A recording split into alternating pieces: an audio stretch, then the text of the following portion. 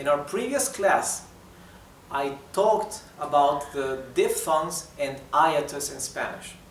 En nuestra clase anterior les hablé sobre los diptongos y los hiatos en español. Les hablé de la diferencia de cada uno y cómo poder determinar cuándo tenemos un diptongo y cuándo tenemos un hiato. I taught you how to determine when we have a diphthong and when we have an hiatus. So today, I will show you some few more examples, and we'll also learn a few more words, so a little bit more vocabulary, okay? En la clase de hoy vamos a practicar un poco más con hiatos y diptongos para determinar cuál corresponde en cada una de estas palabras. Vamos a saber si estas palabras son hiato o diptongo. So we'll practice and we'll determine, we'll see if here in each of these words we have an hiatus or a diphthong. Bien, reveamos lo que aprendimos en la clase pasada. A, E, O son vocales fuertes, strong vowels, vocales fuertes. I, U son vocales débiles. I and U are weak vowels, vocales débiles, vocales débiles. I, U. Vocales fuertes, A, E, O. Ok, bien. Veamos estas palabras. La palabra hiere. Hiere es la conjugación en tercera persona del singular del verbo herir. So, hiere is the conjugation of the verb herir in the third person of the singular. He, she, it, right? Hiere means hurts, right? The verb herir means to hurt, right? To hurt in the sense of the action to hurt somebody, right? Él me hirió, he hurt me. Hiere is hurts. Hiere, let's see, is it an hiatus or a diphthong? So we have, first of all, we need to find if we have two vowels together in the same word. Here we have I and E are together. I and E. Once we find them, we have to see if we have strong and weak vowels. So, I is a weak vowel and E is a strong vowel. So we have a weak vowel together with a strong vowel. Now we have to remember the rule we learned in the previous lesson. A weak vowel cannot be separated from the strong vowel, right? When we separate in syllables. Why? Because it's weak and it needs the stronger one. So we separate this in syllables. Ye, re. Yere, right? We cannot separate these two. We cannot say I, e, re. Not three syllables. Because I and D cannot go separated because I needs the strong vowel to be together. So here we have two syllables only. Hiere. Asiento. Where are the two vowels? I and E again. So same rule applies. I, weak vowel. E is a strong vowel. They have to stay together. A. Siento. Asiento. Right? Asiento. This is a diphthong. Diphthong. Why? Because we have two vowels that stay together in the same syllable. Diphthong. Asiento is Spanish for seat. The seat, to sit down. Puerto. Puerto is a port. Can be the port where we connect the mouse in the computer, right? That's a port, the USB port, okay? Or it can be the harbor, right? The harbor where we have ships and boats. That's a puerto, puerto. And if we add the prefix aero, we have we have aeropuerto, the airport, okay? Aeropuerto. So puerto is port or harbor. So we have two vowels together here, U and E. U is a weak vowel. E is a strong vowel. So same as the two before, these two other, weak vowel cannot be separated from a strong one. So we separate in syllables like this. Puerto, puerto, puerto. Same thing for the word puerta. Puerta is Spanish for door. We open the door, we close the door. Abrimos la puerta, cerramos la puerta. Puerta es un diptongo también. Puerta. Puerto is a diphthong as well. Puer, diphthong.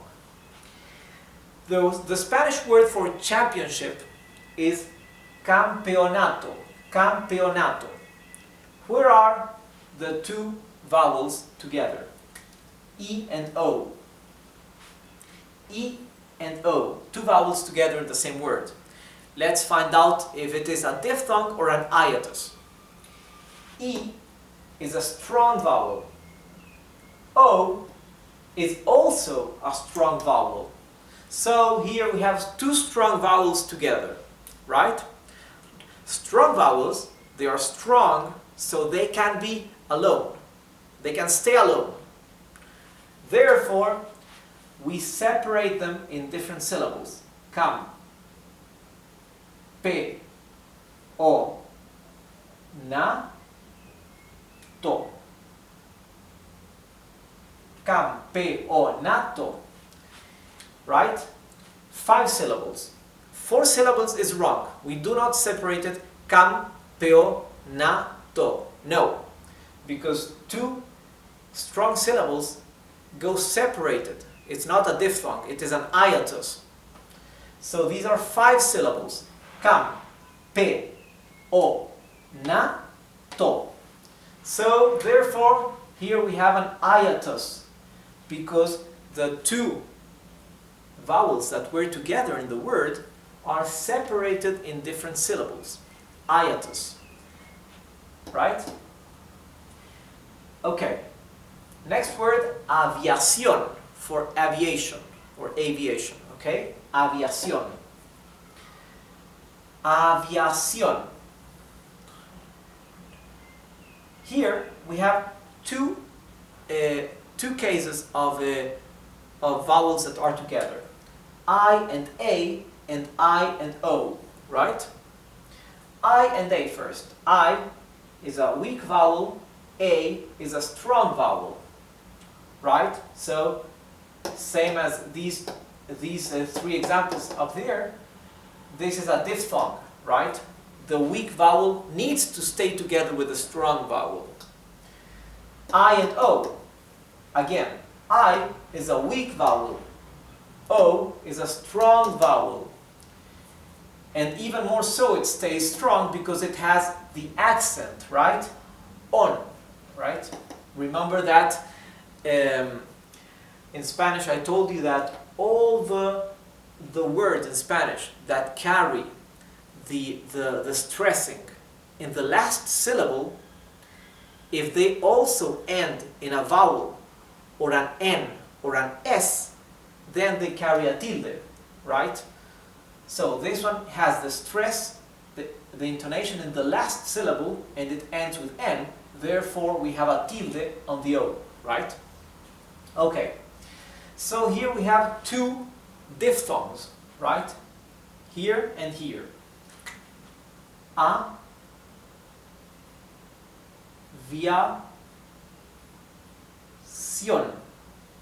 Aviación. Let me make this nice. Aviación. 1 diphthong here, 2nd diphthong here, right? Aviación. Next word, ruin. Ruin means mean. Somebody that is mean. Alguien que es muy ruin, right? Okay, Ruin. Ruin is insignificant or bad, right? Or evil or base, right? Ruin. So, here we have two vowels together. Letter U is a weak vowel. Letter I is another weak vowel. So we have two weak vowels together. Therefore, weak vowels need to stay together because they are weak. They cannot be separated and stay alone in different syllables. So these two vowels cannot be separated into different syllables. So we cannot separate this like ruin. This is wrong, wrong. Because two weak vowels stay together. So this is ruin. One single syllable. One single syllable. This is a monosyllabic word. Monosyllabic word. Okay, and monosyllabic words in general do not carry a Spanish tilde. This is a Spanish tilde, okay? Monosyllabic words in general do not carry a Spanish tilde unless they are included in the fourth rule of tildes, which I haven't taught yet. But let me give you a hint. There are many monosyllabic words in Spanish that we have different meaning being the same word. For example, the word más. Más. We have más without a tilde and más with a tilde. Más with a tilde means more. More. Quiero más. I want more.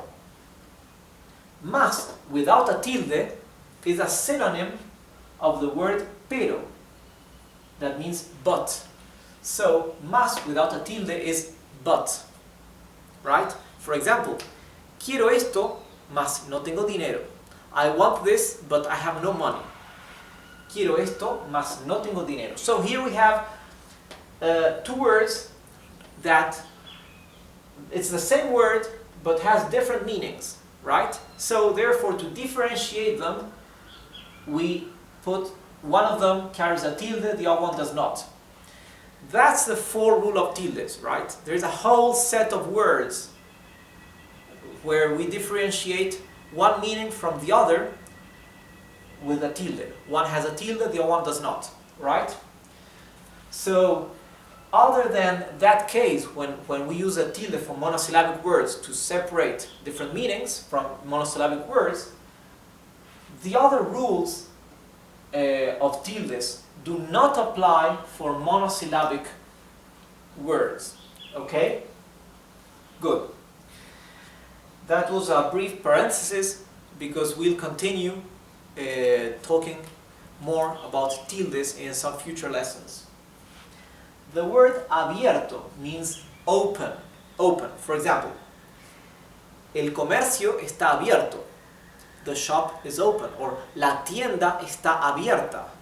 The shop is open. Right? Abierto means open. So we have I and E. Two vowels that are together. I is a weak vowel. E is a strong vowel.